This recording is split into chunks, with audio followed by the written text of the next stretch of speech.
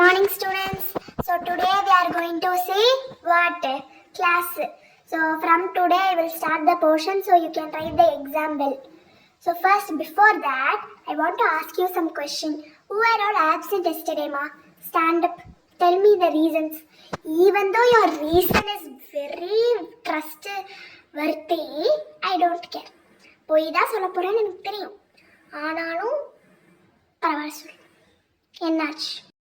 First, Sudarshan, come here, ma.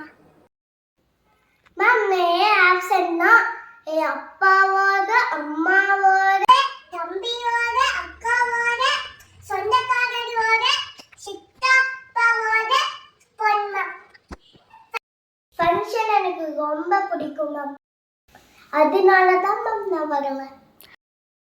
சத்தியமா ma'am, உண்மையா ma'am, நான் ஃபங்க்ஷனுக்கு தான் மேம் போயிருந்தேன். Very long reason.